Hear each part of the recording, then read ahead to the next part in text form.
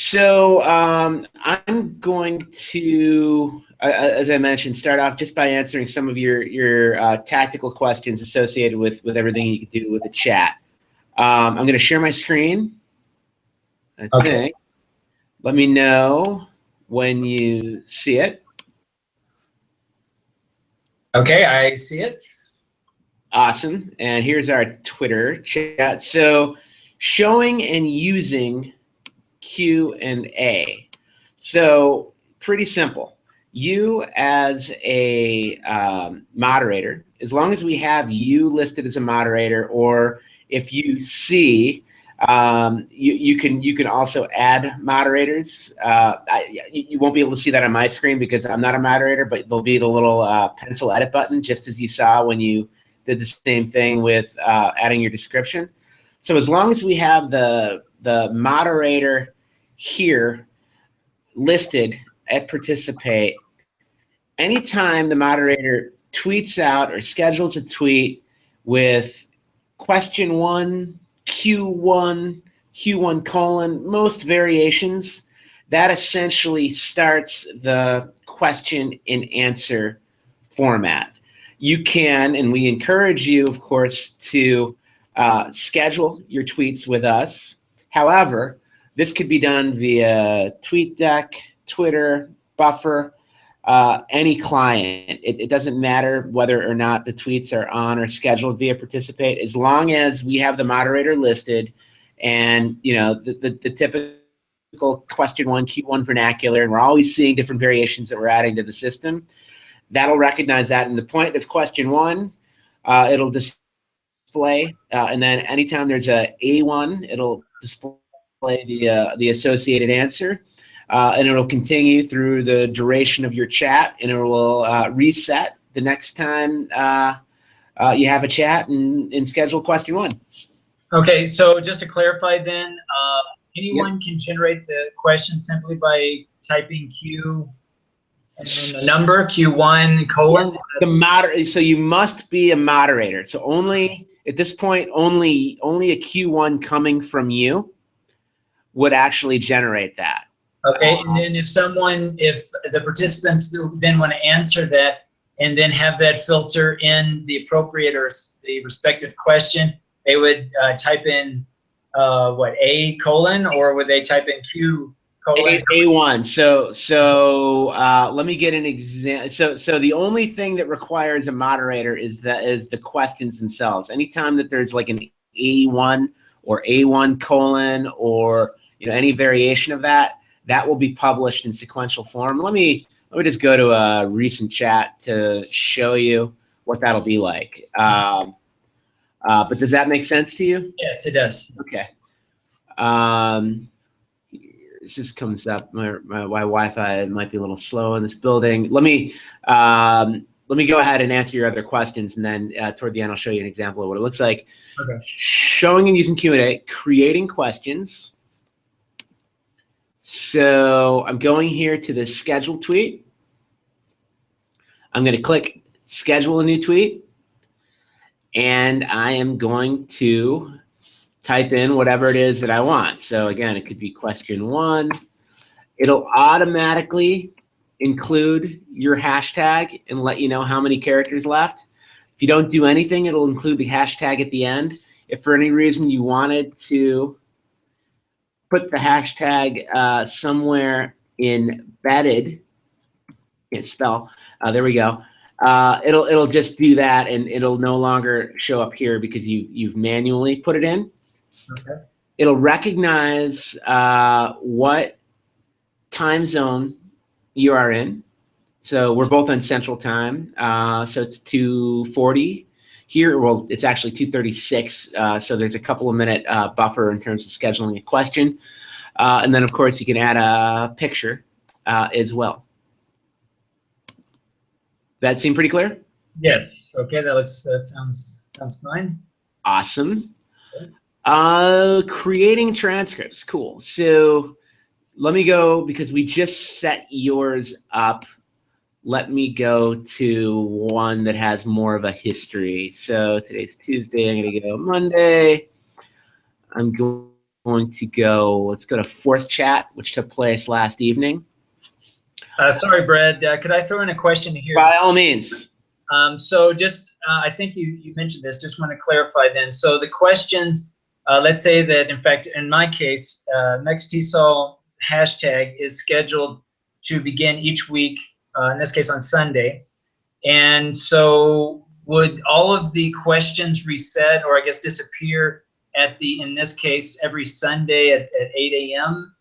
Is that? It'll be, I forget the exact time in advance. I think it's 5 days it's set up, but basically we want to have it, you know, there's a couple of different things here, but to answer your question, yeah, they will be cleared in advance of your next chat, and then they'll also be available.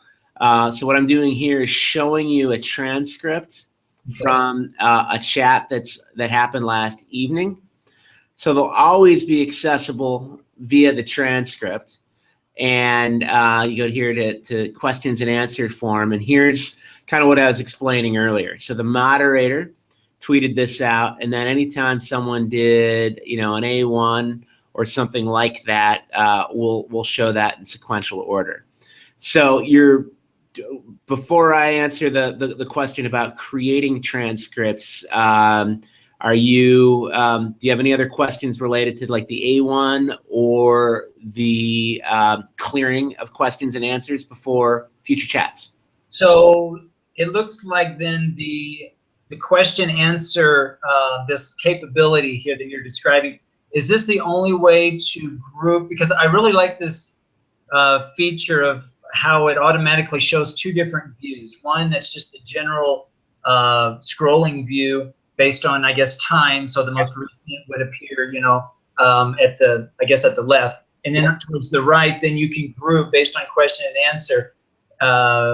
Is this the only way of grouping this type of feed based on question and answer? And if you are saying that after 5 days they disappear, because I'm thinking in terms of, let's say that I want to create a weekly chat and I want to include questions on a weekly basis. Yep. And, you know, there might be a live component, right? But let's say that I want to draw out those question and answer discussions over a week period. Is that possible, or would they just automatically reset, let's say after 5 days, and then there would be like 2 days where they wouldn't appear in participant learning platform?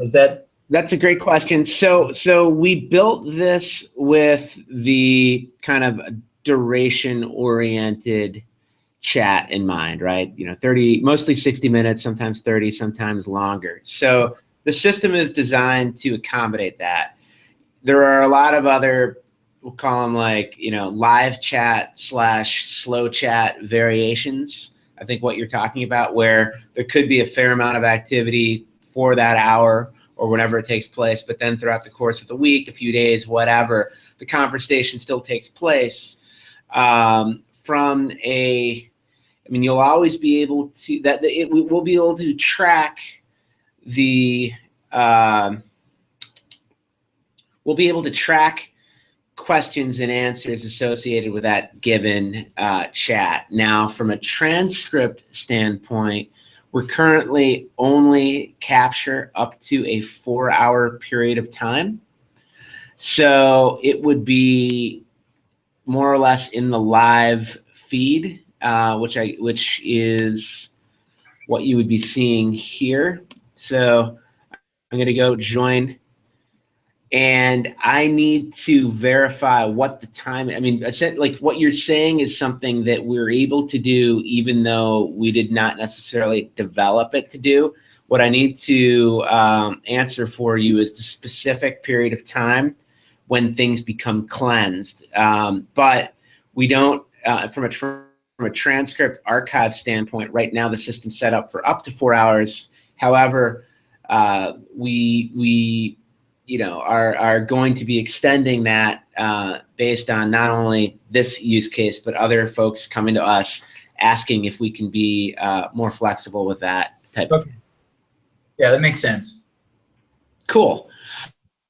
Awesome. So according so setting transcripts, there's a couple of different things going on here. As you can see, we created and we have unique home pages for every chat. I showed you your home page that's over here, and that includes the description, the moderators, some analytics, a link to join the chat, an upcoming calendar, and past chats. So going to fourth chat again as an example, we'll automatically generate a transcript like what I showed you about a minute after the scheduled end of a chat. So without you doing anything, this will appear. And this will, what I just showed you variations of the live feed, questions and answers, resource collection, basically all of the resources that were URL accessible, which could be apps, videos, websites, etc., as well as any metadata that comes with it, are automatically generated for that 1 hour period of time without you having to do anything. However, we also have, and you also have the ability to create your own transcripts and create your own collections. You do that by going back into the live chat, and let's say that you want it, let's say that yours actually went 90 minutes long, or you know what, there was a great conversation that took place serendipitously, pardon the pronunciation, during a time that wasn't pre-scheduled, and you wanted to capture something. You would simply go to create transcript. You'd select a time period from our calendar. Again, the default is whatever time zone your browser is in. Say I wanted to create something from last night. You know, I know it went from 7 to 8, but you know what? I want to make sure that I get all the other coverage. And so I'm going to do that. I'm going to click submit. And you don't have to be a moderator. Any participant can do that. And now I'm getting essentially more coverage. And then again, that can be done in any 4 hour period of time. Also of note is the ability to create a collection. And here, there's a number of things that you can do by creating your own collection as opposed to just the collection that's automatically generated. So I'm going to give that a second to load, hit create collection.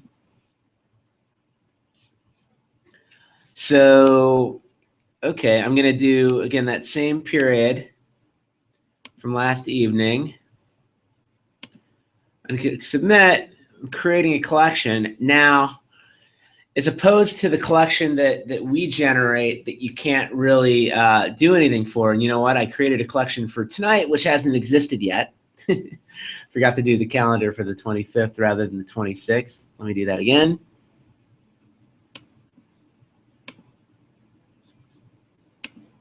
Much better.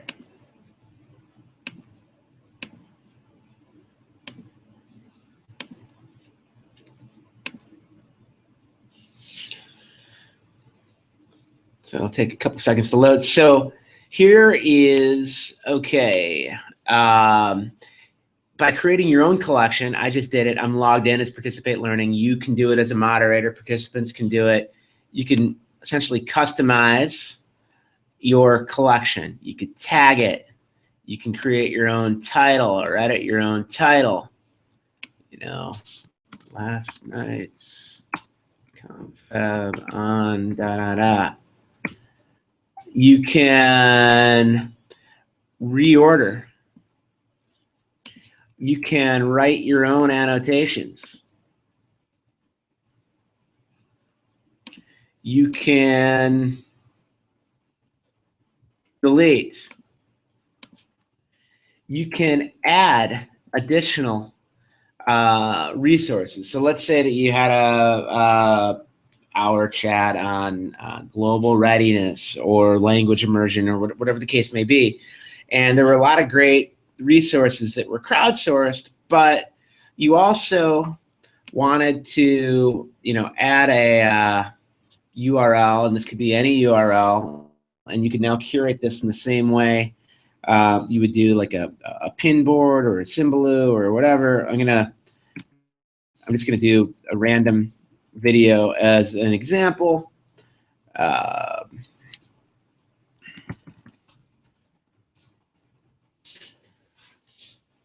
So I'm just doing this from YouTube.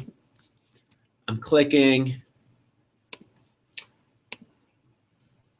And I'm pasting that in.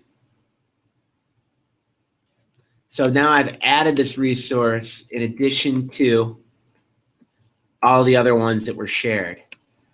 I can upload a file from my own device. This could be a screenshot, a video, a lesson plan, anything. There are no file size restrictions at this point. See, that's right there. You can also search, and this is the other thing I wanted to make sure that you knew about. In addition to us being a chat platform, we are also a resource discovery site. So I'm just doing as an example, you type in a keyword, and we have thousands and thousands of resources that have been expert reviewed by teachers that we've paid over the years to help determine what are the best apps, iOS, Android videos, website, iBooks, open educational resources for specific topics, for specific standards, grade levels, etc. So if you went to the homepage at participate.com, you would actually go ahead. Yeah, so Brett, related to those resources, and Yep. you mentioned open educational resources, are they under any particular Creative Commons license? So in order to be designated open educational resource, obviously it needs to adhere to Creative Commons. The ones that we have in our database are the ones that are uploaded by third parties. We do our best efforts to check and verify whether they're licensed under Creative Commons. To the extent anyone notifies us that something does not adhere to that, we remove it. Okay, is it stated though explicitly, for example, if they're commercial versus non-commercial, or do we just need to check, would we need to check each source directly to find out whether, what type of Creative Commons license they're using, or I'm not sure if that's published, because I'm not familiar with that site that you just showed with all the resources. Sure, with the OER resources, or with Participate? Yes, yeah, you showed a list of all the different types of resources, and I'm not familiar with the site. I don't know if they publish the types of Creative Commons license that they're using, or if you have a policy that all of them are a particular type of Creative Commons license. I'm particularly asking in terms of this commercial versus non-commercial, because that seems to be kind of, in some cases, they're different camps, versus, if they're willing to use those sources under a commercial type of setting, or versus a non-commercial. Got it. So we try to piggyback as much as possible off like the National Go Open initiative, and I guess broadly speaking, the ones that are listed in our database that are expert approved have passed the Creative Commons clearance. In terms of the distinction between commercial and non-commercial use, we do not facet it that way at this point. So it's kind of in a broader bucket at this point. Okay. All righty. Cool. Does that suffice? Does that answer your question? I think so. Yeah. I mean, if for example, if you're saying that the resources are scheduled or licensed under a CC BY, that is just the most general Creative Commons license, then that would assume that they are under a commercial a license. If it's under a CBYNC, non-commercial, and that's explicit, then that would assume then that those sources are not commercial. So it sounds like it's under just the regular Creative Commons CC BY license, which my understanding, and I'm not a lawyer, my understanding is that that then would assume that those sources could also be used under a commercial, it's basically a commercial license. This would be like the most liberal, most open type of all of the Creative Commons licenses, to my understanding. That's our approach. And again, if there's copyright holder, or if there's any objection to any material on the site that we understand to be owned by somebody else, we just simply remove it. OER is a growing area in terms of our library. However, the vast majority are other commercial websites, videos, primarily YouTube and Vimeo, as well as iOS, Android, and Chrome platforms, and Apple's iBooks as well. Okay, great. Cool. And then just so you know, we have the ability to, again, search by keyword, search by category, search by Common Core standard. You'll see subfacets, and you can also see other collections that folks have made from this that aren't necessarily extracted from a Twitter chat. But here are examples of teachers who want to create their own handmade collection of resources that they use alongside a particular unit or lesson plan. And so here are the other annotations. This is a lot of people who've come to hear about us for obvious reasons because of our chat platform. But we have very deep library of expert vetted resources, as well as easy curation tools where log in with a free account,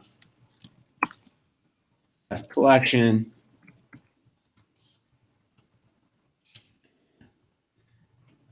create, and here I'm essentially adding a collection from scratch, as opposed to, again, taking resources that were shared via a Twitter chat. I want to make sure. So that's, we could talk about sharing and best practices and anything else. But before we do that, is there anything from your previous questions or anything else that we discussed that you'd want more clarification on? Sure. I don't know if you could give me just a few minutes, if I could share my screen and By show all means. It's almost easier to kind of show and tell and ask the question that I have, and it's kind of related to what you just explained with collection. So if you would like, I'm going to go ahead and share my screen. Yeah, go for it. Do I need to unshare mine in order to do that? Nope. I don't think so. I think as long as you can see the whole continuum of share screen through screen. Okay. All right. I'm on two different screens, so just let me know what you see here. Do you see my chat, my MEXTESOL? I do.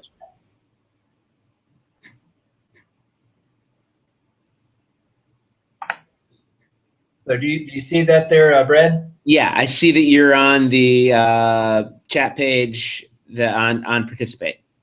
Okay. So my question is, you'll notice under resources, and I understand what you're saying, that it automatically accumulates some of these resources based on the chat discussions, which I think is a great feature. My question is, though, I have previously created a collection, and I'll see if I can, and again, I'm not super familiar with the platform, so I'm going to do my best here to navigate through some of the information here. But I have a, whoops, let's see, view my collection. So I have created a collection called MEXTESOL. Okay, so this is a collection that I created on my own before you all created a MEXTESOL chat. So this is the actual collection, and I have different collections. And my question is, how can I best implement this collection within the chat? And I'll go back now to the chat. How do I implement the collection that I created on my own to the resources, if this is even possible? Because I noticed here, for example, under Participate Learning, which appears to be a resource that was brought in by maybe one of your posts, but it gave me an option, add to existing collection, which I then assume that this is added to the MEXTESOL collection. But is there a way to bring in or show or view my personal collection into this chat? Sure. So, I mean, the easiest way is if you were to tweet the link to your handmade collection alongside your hashtag, that page will show up under resources. All right, let me see if I can try this here. So if I go, so if you go back to that other page where you showed me the collection that you made. All right, so like if I copy this URL. Essentially what you just did. So it is in there, right? You just actually pulled it from the chat. Well, yeah, I guess it is. But it's a little bit, it's not real, well, it's not super intuitive. And that's an interesting, so here's a case, I think that's a really interesting use case and something that can kind of get into a broader conversation of what we're doing. And answer your question, the way you've done it right now is the way you can do it. And I agree with you that it could be a little more intuitive, more graphic oriented. Essentially what you want to do is emphasize something, maybe, a resource or a collection above and beyond the ones that are already here. So you as a moderator, if you had more control over how to display something that you really want to feature within the chat, that is coming alongside other, like the chat home pages that we set up that I sent you information on. That has an authoring tool that essentially allows you to create a description. But soon, kind of the next wave of tools there will be the ability to highlight resources, the ability to visualize questions, right? If you wanted to, promote an image of all the questions that you'll be asking ahead of time or in real time. That doesn't exist yet, but we are building these features based on conversations exactly like what we're having on right now. So stay tuned. It shouldn't be too far away. Okay, and you did really answer part of my question here. Is if you'll look, I don't know if you're able to see my screen, but I just did what you mentioned. I typed in the link to the collection, and now it appears under resources. So then the idea here is that these resources are just kind of ongoing and they get updated as the users are sharing. But it would be nice, especially in this case, if I had the option of basically having two types of resources, one that would be more fluid like you have here currently, and then maybe another that's more fixed. In this case, maybe, I don't know where you would put it, but have this collection link so that if I were updating the collection resources, that it would be automatically accessible to those who were also participating in this chat, if that makes sense. It totally makes sense. It's totally on our roadmap, and basically, what we've done is created a way to for some newer Twitter users maybe follow chats more easily because you could see the question and answers in sequential form, and it's a lot of times Twitter chats move pretty quickly and it's hard to follow. Resources is the world that we came from. I think the most significant output, arguably, from any chat are, okay, what are the shared resources in the context, and is there a simple way to get all of that done? And so what we did was we created a way to participate in a Twitter chat, and effectively those two functions are easier to manage, easier to do. There are other things that you want to do once you have a group of like-minded people together, whether it's on Twitter or any other platform, that Twitter simply isn't set up to do with the 140 character restriction. With the A1, the Q1 A1 is essentially a hack to Twitter to make sure that people are kind of adhering to the same thing. But what we're trying to do is enable everything you could do with Twitter, but also introduce new features like what you are bringing up, where you can isolate and display, in this case, a collection that you've created that's compatible with a particular chat, or any other information that you want to publish alongside your chat. There were a couple of other things that you might want to know about as helpful as a moderator. Would you mind sharing your screen again? Because it's on yours. I'm not a moderator of your chat, so you wouldn't be able to see it with me, but I wanted to point them out to you in case you didn't see it. Okay, let me pull up again the Sure thing. screen.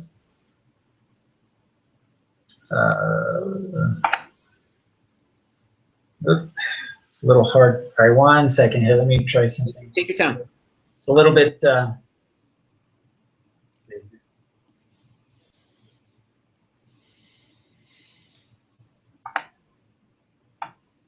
this.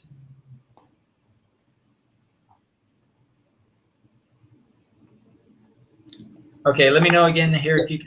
You're on the screen. So even you stay where that arrow is. You notice now, you can obviously tweet and participate in real time on this platform, right? So everything you can do via Twitter during the chat. You type a message down below. Anyone can do that. It will automatically include the hashtag. But if you go, you see where the arrow is to reply and the retweet and the favorite? Yes. So those three everyone gets. Those other two, the trash can and the blocker, those are only for moderators. So if there is spam that you don't want included in real time or in a transcript or after the fact, or if there are recurring spammers that are just like, the same handle is coming up with, I don't know, political information, commercial information, whatever the case may be, you can delete individual messages, and then you can block spammers from ever having their messages appear in this page again. Okay, and that would apply regardless if they're using Participate Learning? So yeah, it would only, they would still see it on Twitter, but anyone viewing and participating in the chat on Participate would not see that. So you're not removing or blocking anyone from Twitter. We're not. That's not what we do. I mean, that's not our job. But if you wanted, as a moderator, to create more of like a walled garden in this particular environment, you have that option to do that. And if you ban the user, does this automatically eliminate prior posts? It does not. But that's yet another question, another piece of feedback that I just put on my mental list that I'll be sharing with our development team within a couple of minutes of our conversation. Okay, because it would be interesting. I don't know. I'm just thinking out loud here. Yep. Given a lot of this thought, you can and think about it with the designers there about all the implications here. But it might appear weird. I could see definitely a benefit of removing the prior post, but then also if others were responding, it might be weird if you're looking at the transcript later on to see some of those comments being made now to someone who's been removed, right? Yeah. But it might even be worth it depending on what was said, or I don't know. So I don't know. It's an interesting point. I mean, theoretically, if it's that nefarious, they can, individually delete the messages one by one. It kind of depends. Yeah. It seems like an edge case, but unfortunately, spam is not. That's why we created those two tools. And then one other thing I wanted to show you, if you go back to your the collection that you built. Okay. Let's see. What's the best way to go back? Probably get it to from the resources feed. Oh yeah. Okay.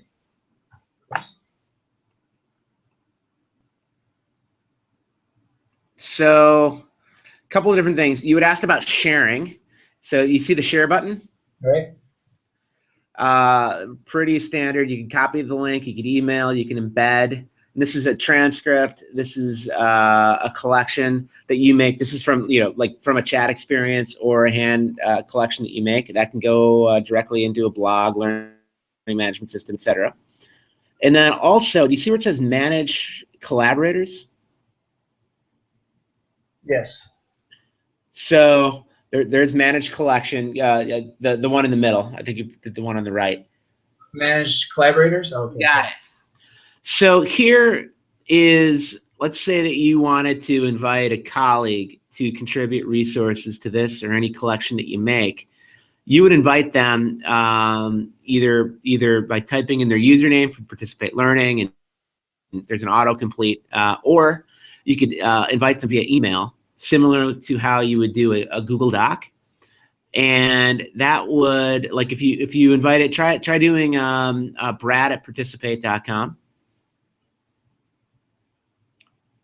Or you can see me pop up at any point.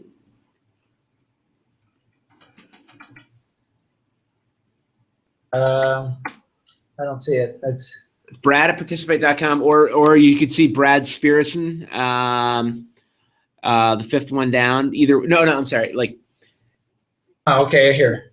So there it recognizes me as a user. You can just click invite. Essentially, what you're doing is inviting me and giving me permission to contribute resources to the collection that you built. So I'm going to be receiving an email in a second. Okay. Now I can put any email. It doesn't matter what email. It's whatever email is associated with your account. So that one, I got to my personal email address, and I'm going to, and I could show you the same experience on the other end, so you know what it's like to receive one. But now I'm accepting your invitation, and on the right side here, I'm having a private conversation with you. And I'm logged in. Was logged in at Participate Learning. It should be Brad Spearson, but I'm logged in under that account, so that's why you see it. And right now, this discussion is something that only you and I, or anyone that you invite, can see. Okay. As opposed to, the metadata that we include, or how I told you how you can annotate a description. And then I can also add resources and do a lot of other deeper collaboration around resource discovery, aligning resources to lesson plans, and everything else. You can do this from collections that you create from scratch, as well as collections that are generated from a chat. And that's something that I wanted to make sure. Again, our chat platform's pretty robust and front and center. I want to, like a lot of folks that reach out to us with questions about chats, I want to make sure that they understand everything else that you can do on our platform. Okay, and let's see, add all. So quick question here. So I'm under, if you're looking at my screen, I'm under the collection, and it has an option here. It says add all to collection. So the use case here would be, how I showed you that other collection from our homepage, or there's thousands and thousands of collections that teachers have made. Okay. You can, if you wanted to, essentially like add all of the resources from their collection to your own, as a way of like, okay, here's I'm doing a unit on 7th grade algebra, and I see this wonderful collection of resources. I want to add them all and then use that for my own teaching. That's how you would do it, where it would essentially, you could add all of the resources from one collection onto a new collection that you create, and use that as guidance for how to structure your own plan. Okay. All right. That makes sense. And visibility is the other thing that you see there. That is, if you just wanted, it's next to the managed collaborators. If you wanted for some reason to keep this private, or completely private, that only you can view it, or only anyone with a link can view it, basically, so it doesn't, if you wanted to prohibit it from showing up on Google or within the Participate Learning search engine or anywhere else, you could designate it as only anyone with a link can view. Or if it's purely for your own curation, only I can view. Similar to how Google and YouTube. Okay, so if it remains as public, then eventually it will go under the search. It'll be searchable. It will be, you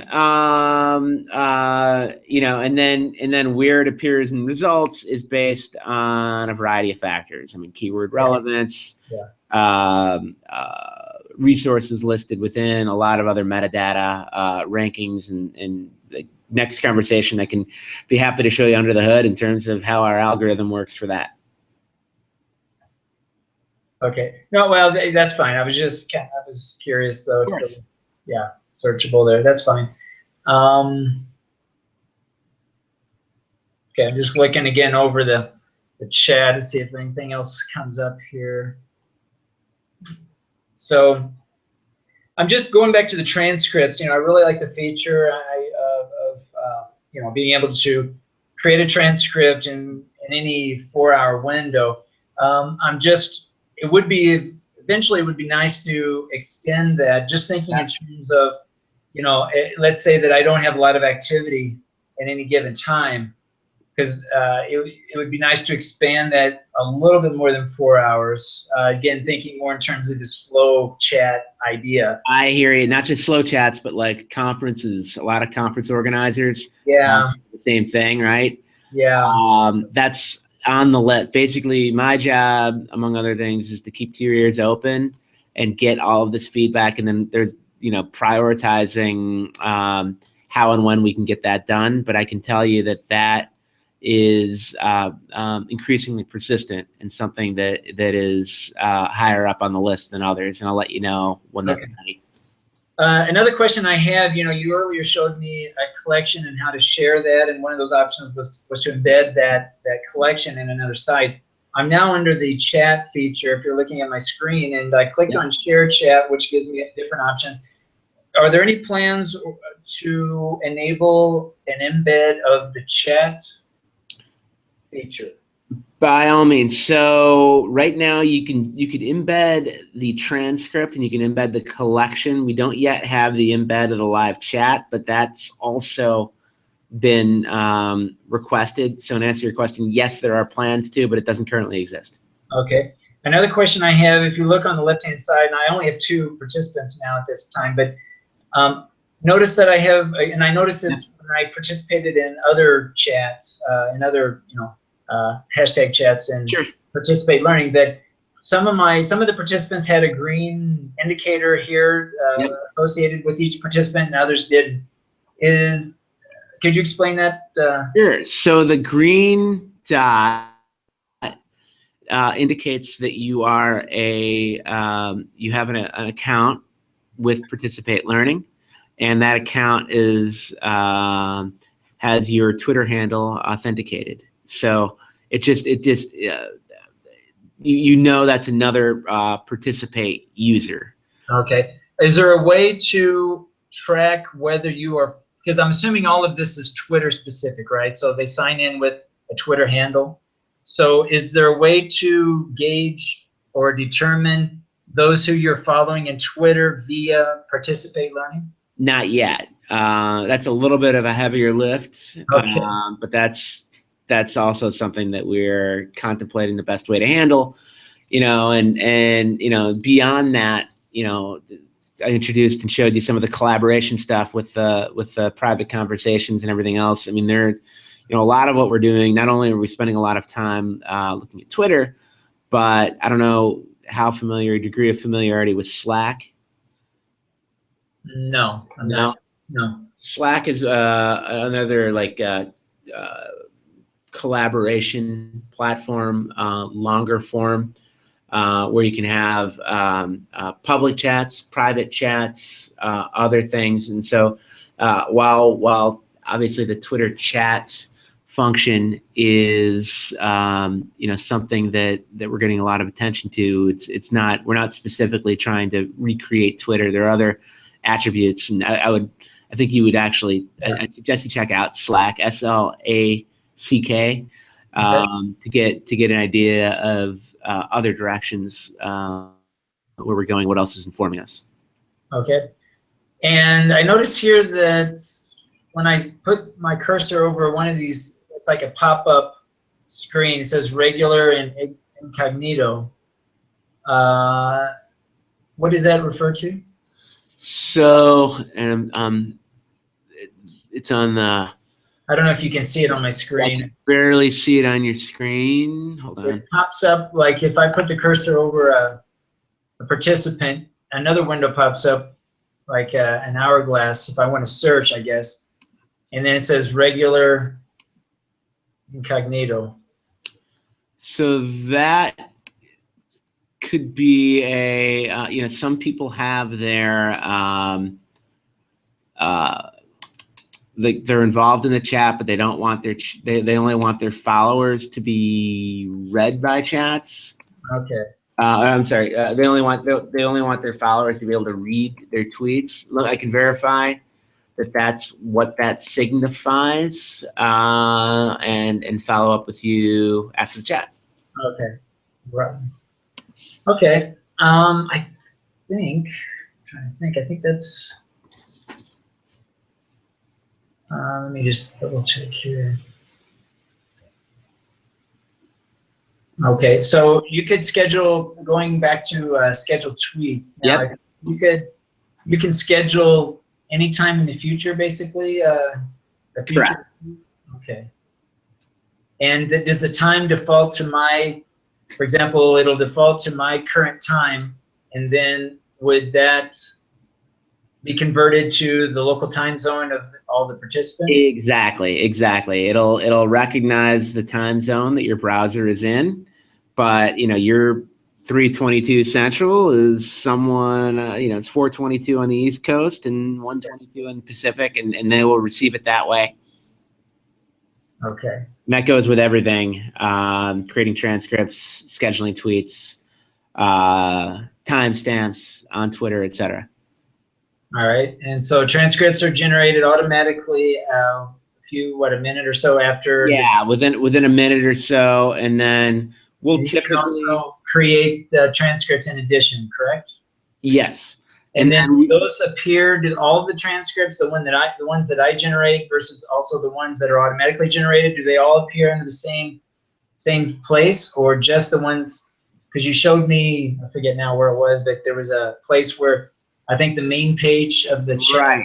So that'll only show the ones that are based on the schedule on the calendar. Okay. So if you go to Sunday at 8 a.m., I think you'll find it. So yeah. You'll see ones from that. We have had other requests for customization of other transcripts captured beyond that. But currently, it's just the ones on the calendar. You can create transcripts, but that won't be featured just yet on the chat page. That's coming. And so can you export those? I know you mentioned that you can embed those in another website. Is that the only way to present those transcripts, or can you also export them in some sort of file format, or? Not yet, but that's also something, there've been requests for PDFs, for Excels, for a lot. Right now, it's just digitally accessible via an embed, and of course, sharing the link via email and social networking channels. Is there a certain time frame that those past transcripts are saved? Are they indefinite, or is there a time when? They are indefinite. We started, and that'll so like we just set yours up a couple of days ago. I think the original request was Twitter or email, and so it'll have everything moving forward indefinitely. Some chats we've had since November, and you'll see a library back that far. Okay, and this wasn't one of the questions I was thinking about prior, but it came up, but it's coming up here. Do you have a premium service also, or is this all free at this time? Are there any plans going forward as far as your business model is concerned? Anything you can share along those lines? Sure thing. So yeah, everything that you see is completely free. And there certainly we envision other features above and beyond what we see here that can be freemium in nature. But this set of tools and functionality was designed to get folks like you to use it, like it, let us know how we can make it better. And like any service, it could be a combination of free and paid. But what I'm showing you right now is designed to be free, and the paid stuff can be, districts and schools have approached us about some very deep customization of not just the chat stuff, but the search and the curation and the collaboration components that are discussed. But currently, everything that you see at Participate is free. Okay, cool.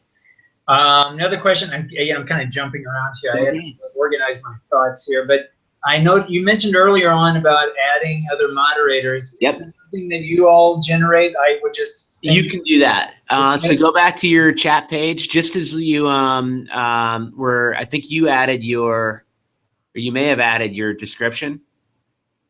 I don't remember. So the home page with the calendar of upcoming events. Okay, let me go back. You can probably arrow it back, Okay. or do it this way. Okay. So you see how there's a pencil icon? There are two pencil icons right there. Edit. Okay. So comma separated other handles. This way, if you have guest moderators for a current week, you could add the person and then remove it. Okay. And then also, if you wanted to change or expand your description, there you go. Okay, got it. And then, as I mentioned, other authoring tools coming, both for this page and other attributes that can help you, whether it's the collections that you want to feature, images of scheduled questions, other things to essentially serve as a homepage for your chat experience.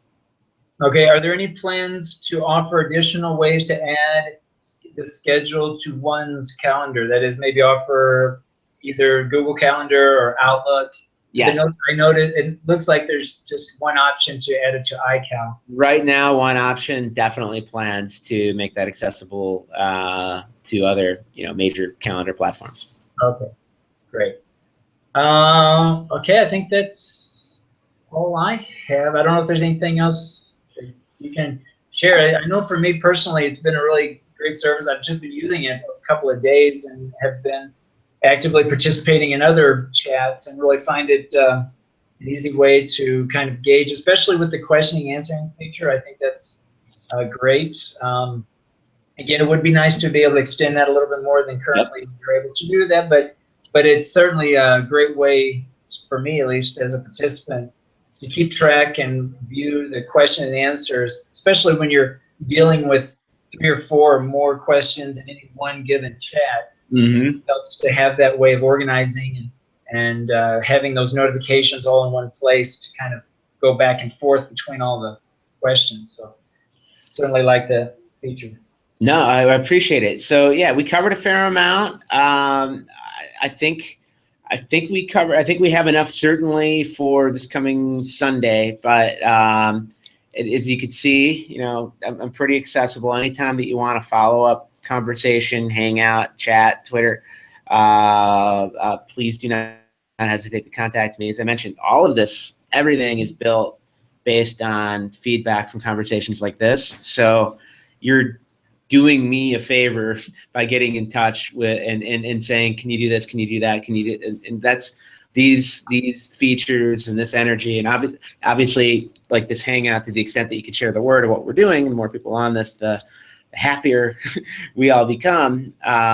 So I think we covered a fair amount here. I'm going to share on this hangout. I think I can share a link to our YouTube page. Where can I do it on a?